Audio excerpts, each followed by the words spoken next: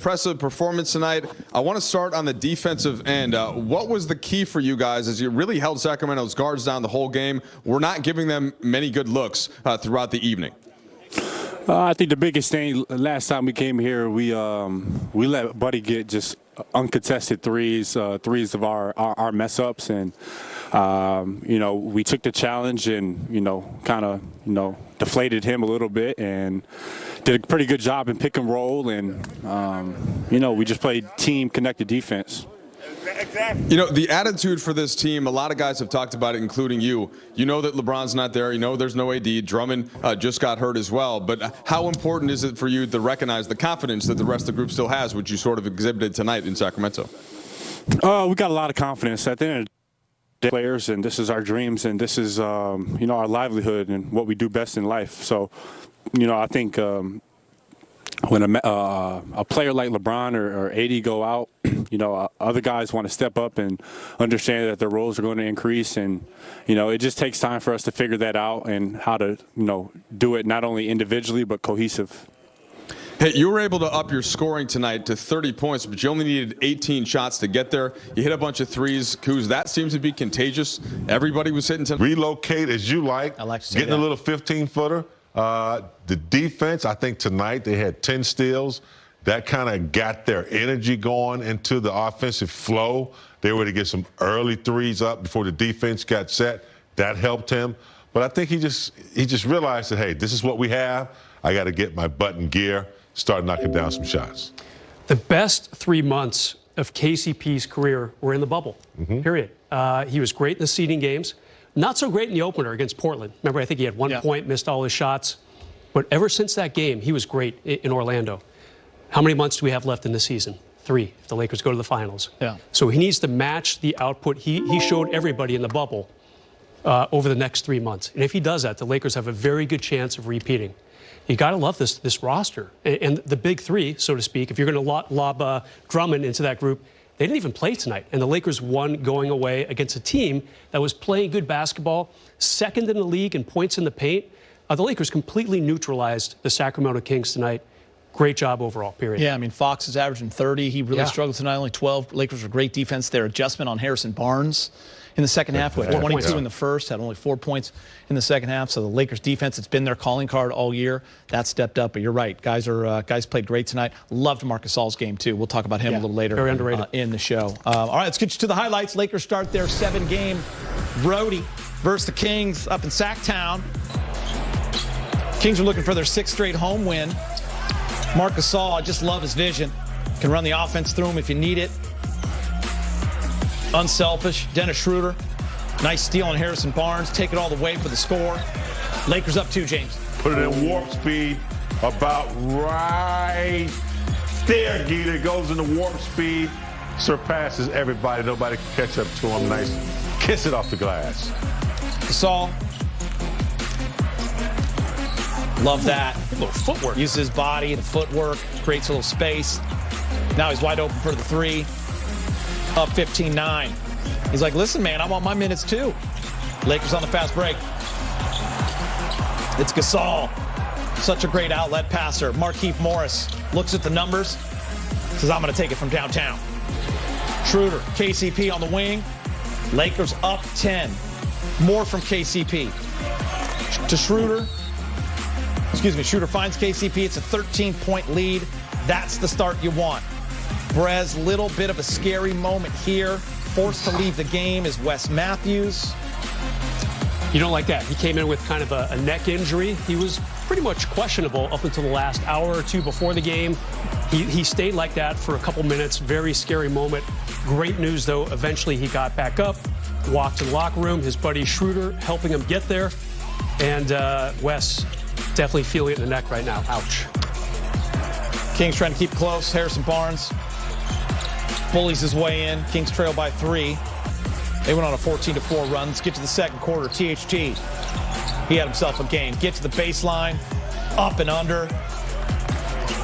So in control. Lakers up 6. Trez Didn't need his 25 tonight. He got a little rest, too, which was nice. Lakers lead by 9, James. Well, I like the way Tucker going downhill.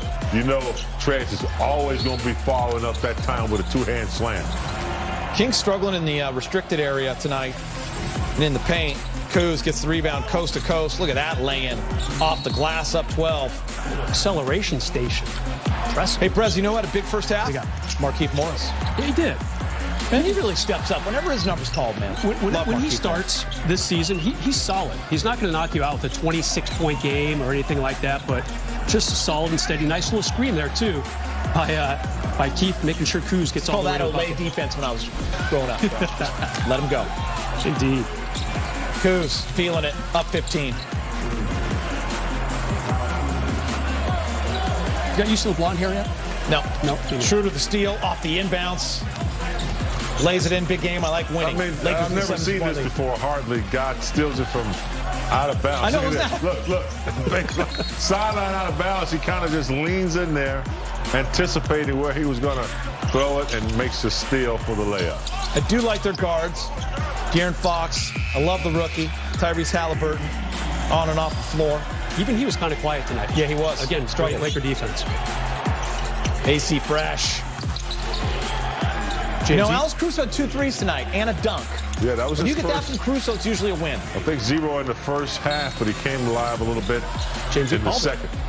Said pregame he needed to step up and score a little. He did. Unconscious Perez. By the way, Schroeder 3 of 4 from 3. Ooh, a little sneaky stat there. Kuz buries it. When he's knocking the 3 down, boy, he can get hot and unstoppable and unpredictable.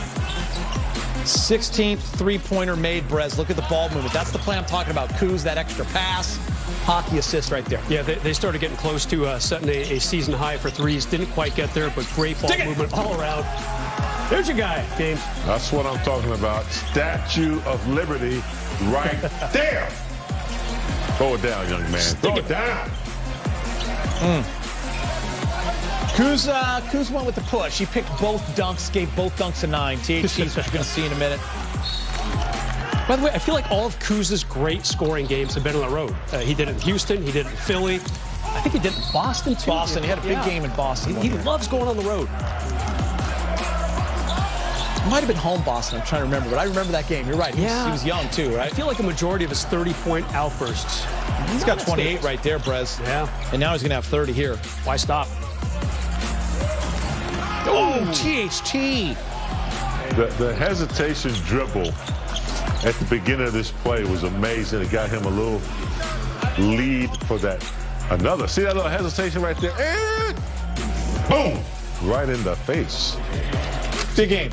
Teams thought they could get cute, put THT in the trade. Lakers said, no. Ain't gonna happen. Keep him. But keep Yeah. 20 years old, he's going to stick it to. Laker for life. 115 to 94. Kuz with 30 on 11 of 18, 4 of 7 from 3. Dennis Schroeder, 17 points, 7 of 13 from the field, 8 assists. THT, 15 points on 6 of 12, 4 steals. Harrison Barnes with 26 points on 9 of 10, 5 assists. Remember, he had 22 at the first half. And De'Aaron Fox, this is a good sign for the Laker defense, just 5 of 20, 12 points. He's been playing some great basketball. The Kings go to 22 and 27. They're trying to fight to get to that play-in game. And the Lakers, after a Portland loss, get a win, 31 and 18. Everyone's starting to look at the standings. What a night from three-point land. 17 of 33 from the Lakers. And great news from the Lakers before the game. Fans, check this out. We are incredibly excited that the state of California announced guidelines today that will allow Laker fans to return to Staples Center. Now that we have guidance, we will work with LA County Public Health and Staples Center to finalize our plans to have fans safely attend our games, starting with Lakers and Celtics on April 15th. Get your taxes in, too, if you can. We look forward to welcoming Laker fans back to Staples Center to continue the journey to defend our NBA title. Big game. It has been a long road. We have talked about it numerous times here, on radio interviews, wherever you talk Laker basketball, about the lack of fans at Staples and how much you think it's hurt this team and just the vibe and just what a bummer it is and how guys are reminded of it all the time. And you win a championship and they're not there to get the banner and the rings. And it's just a bummer. But just that thought that they're coming soon, that's awesome. Yeah, Giddy, you hit it right on the nose. The players have really missed having the fans. You know, I couldn't imagine, making a big dunk or, being in a slump and really needing the crowd to kind of to pull you through that. But the ones that really have missed us the most and needed the most have been the fans. You're talking about being able to come together for one purpose, families getting together, venting all that, all that camaraderie. They haven't had that, and it's been very difficult. Hadn't even been able to go to a restaurant bar to watch a game hardly. So I'm really happy for the fans to slowly get back in there.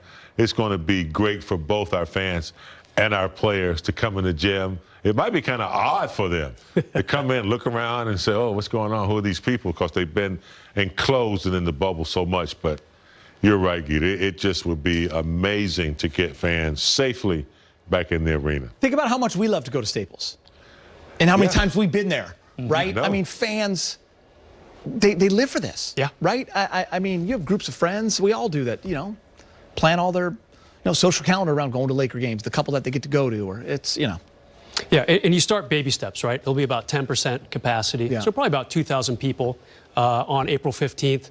And the Lakers are talking to the state and the county, trying to figure out exactly how many people can get in. And no ticket policy announced yet.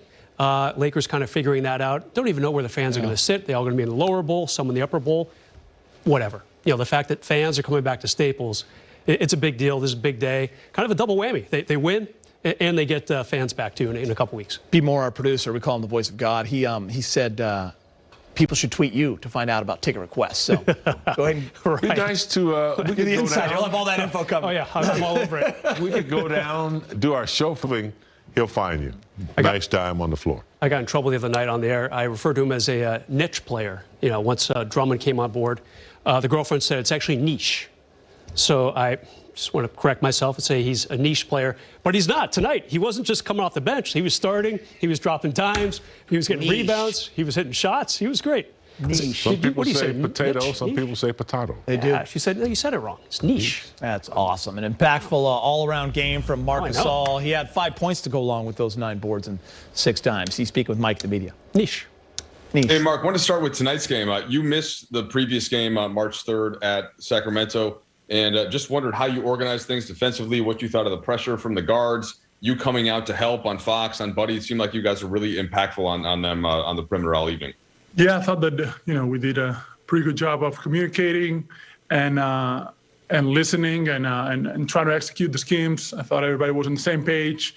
We had 3, 4, 5 guys every time defensively, talking to each other, helping each other. That makes the game a lot more fun. And Mark, could you just take us through the last couple of days since Drummond signed and Frank said he spoke to you, and then the toe when you're playing in the fourth quarter. Frank's talking about how well you're playing. Now you're starting. How has this whole week plus gone for you? The way it looks, how it's just things get thrown at you, and you have to adapt as quick as possible. And as you can imagine, it's just it is what it is. Yeah. Hey, Mark. When Frank spoke to you about what was happening, and he told you, we're still going to need you. We need you to be ready. What was your reaction to that initially? And did you think, in your mind, could you have thought that ready would have meant, in the fourth quarter of Andre's first game and back in the starting lineup the next one? Private conversations, are meant to remain private. I think if it can go word by word on what we spoke on that meeting, but it's life.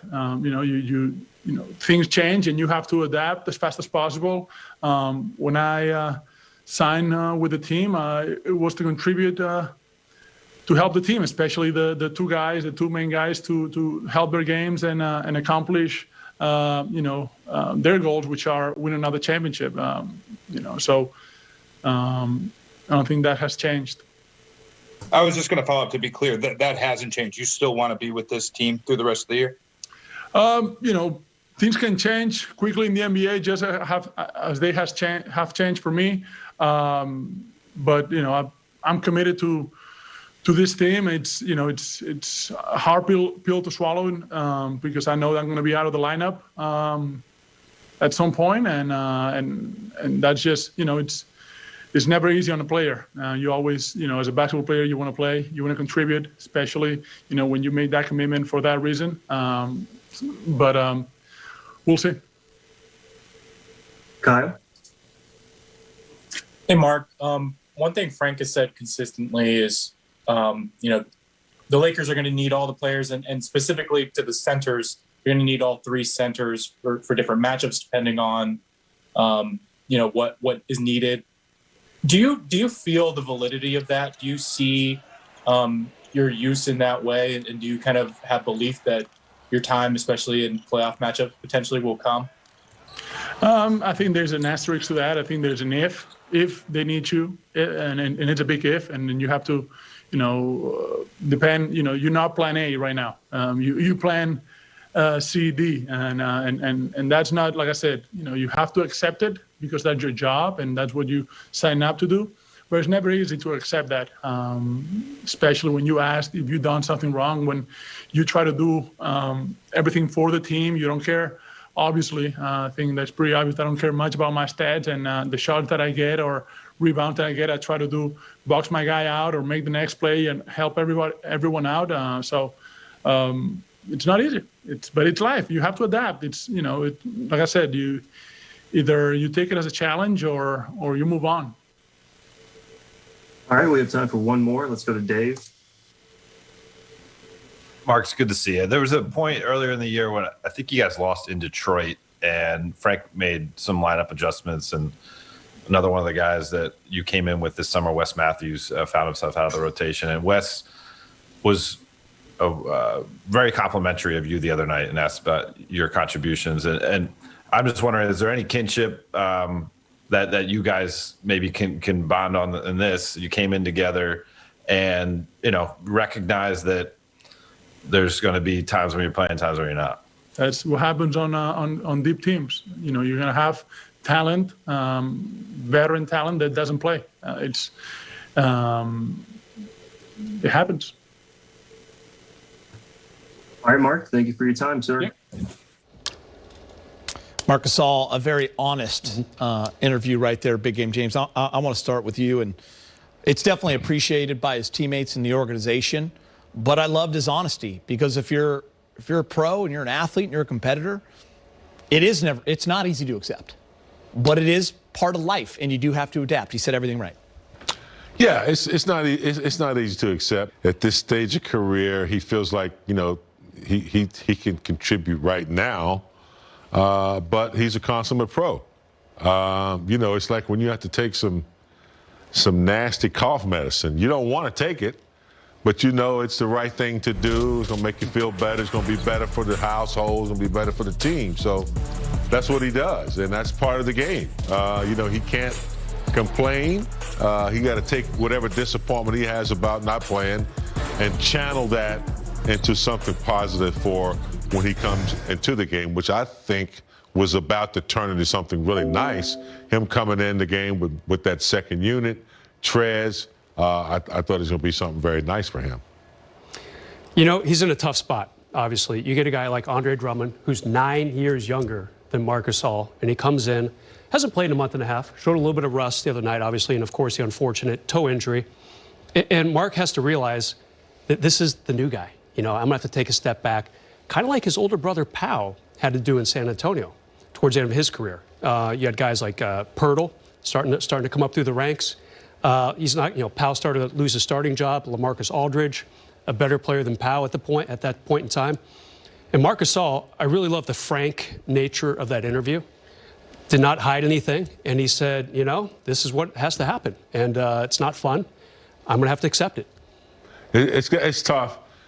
I'm sure in his mind, he thought that they were bringing him here to really start and play. He didn't think they had any idea with Drummond. Maybe a backup, McGee or somebody. Yeah, that was out of nowhere. And so his expectations was to play. He's not that young anymore.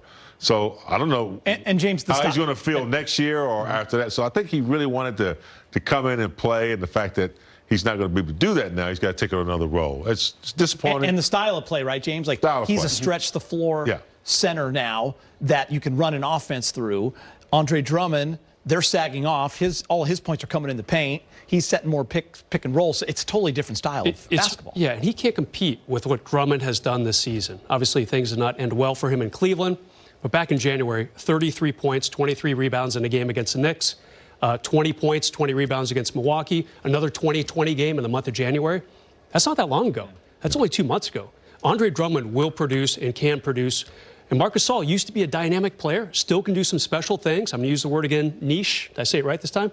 So he's got some elements to his game, but he realizes Andre Drummond is the guy. All right, more to come on Access. Dennis Schroeder and the Lakers get a win in Sacramento, 115-94, the final score. Closer to the rack with a roar. I mean, THT made his mind up early in the game that he was going to be aggressive, going to the cup early, but this one, a little hesitation move, a little Statue of Liberty going to the cup. That was nasty. He's got a little gear. I didn't always notice, but tonight definitely he went from third to fifth really quickly, and that was a strong play right there. And as Kuz said, a little cockback too. Yeah. All right, THT was one of 5 Lakers to score in double figures. Let's hear from Frank Vogel. He's speaking with Mike in the media. Frank, I want to start on the game tonight. What did you think was the key defensively, really throughout, and kind of making it difficult for Sacramento to get open looks and rotations on the perimeter? What was the key there? Well, I just think our guys really had a high level of attention to detail with executing the game plan against one of the hottest offenses in the league. In Sacramento over the last few weeks is the number one rated offense in the league. And we had great concerns about what Fox was doing, what Buddy was doing from the perimeter, and their other role players as well, Barnes. And our guys, just play with great tenacity, attention to detail, and really just had a gem of a defensive performance tonight. And offensively, I want to specifically ask you about Kuzma and just how efficient he got his 30 points, what you saw from him on that end, and how much growth that he's shown being able to step into a number one role on given nights like this. Yeah, well, we didn't read well against the Milwaukee Bucks, and it's frustrating. We felt like we could have and should have won that game. They're a good team, but we didn't read defense very well and take what the defense gives you. And that was a major point of emphasis offensively for us in the film session yesterday, and in our in our shooting work, our individual shooting work that guys do. And I thought there was growth there by our whole team. But I think Kuz was one of those guys that when he reads the defense better, he gets cleaner looks, knocks a few down, and then he starts feeling it. And it got really hot for us and was a huge part of the win. And Frank, Marc Gasol didn't want to share specifics of your conversation, but he said it's a tough pill to swallow for somebody that wants to play. And yet you saw how we played these last 5 quarters since Drummond's been out. How would you summarize that and just how it fits into context with everything? Well, I think people need to understand how good of a player Marc Gasol is and how valuable he is to what we're doing. And we're gonna play our most important players. So he's gonna help us win a championship this year. That's the plan. That's the vision. Obviously, Andre coming along, gives us the depth. But we're going to need all 3 of those guys. We stated that from day one. And Marc's one of our most important players. He dominated the game tonight with 5 points. Okay, and this is what Marc brings to the table. He's a dominant defensive big, former defensive player of the year, and he doesn't need shots offensively, which is good for our group. He facilitates. He wins the offensive possessions with his passing and his 3-point shooting, and that's not always going to result in 20 points per game, whatever, but it helps us win.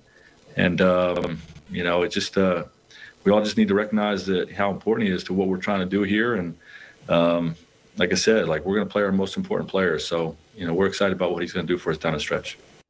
All right, Frank Vogel giving some players some props. Marc Gasol, KCP, big game, James. You're going to give the defense some props, a little Access 360 breakdown. Yeah, they've been playing pretty good defense, and in the Sacramento game, it was their bread and butter from the start. Steals, getting out on the fast break, converting layups. That was the key to the game right here. we talk about a little Mark Gasol, the importance. Threes today, I'll tell you that. It felt really good. You know, I think from February we've been struggling from that 3-point line, and you know, it's just good for our morale because you know we got good shooters over here, and coach and everyone we want to take threes. We want to take threes, especially with those guys out. So, you know, for us to hit some threes tonight is going to be big for us, hopefully in the future. Final question for you, tough one. Better dunk, Caruso or THT? Both of them caught a Kings player at the rim there. Oh, I don't know. That was tough. I'm going to give them a 9. I'm going to give them both a 9. I don't know. Okay, you can push. Yeah, you can push. Yeah, you don't have to pick the two teammates. I'm going to push because Caruso's was pretty at a big point in the game, but THC's, he had a little cockback, so yeah. I don't know. All right, I'll let you go think about it, all right? We appreciate your time. Yeah, thank you. All right. You could talk Marc Gasol, Keefe, THT, KCP, the entire team, but you have to start with Kuz. Leading the way, especially with LeBron and AD out. Andre Drummond now out as well. Kuz has been the offensive guy. And James, a lot is put on his shoulders, but tonight he just had he's playing at a different speed, that confidence, that attack mode that we've seen throughout his career, even when he was a rookie. 11 of 18, 4 for 7 from 3, and you kind of heard him there. It's about the three-point line tonight.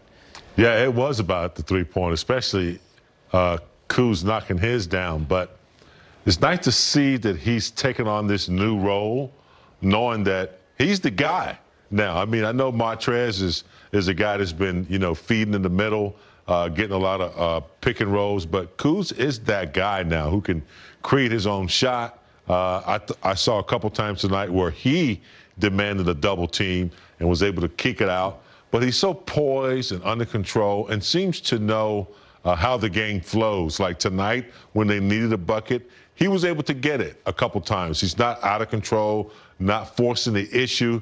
And it's just nice to see him evolving into a potential future all-star player the way he's evolved into a double-double guy.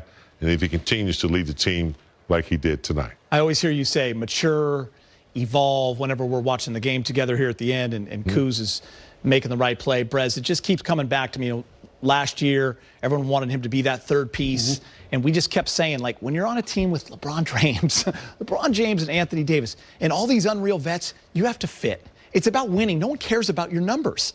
And I think he realized that. He figured it out. He got so much better defensively. And this year, it's taken some time with those guys out, but he has stepped back into that role. But it's not about getting his. I love that he's making the right play. A couple times he was smoking, he was cooking,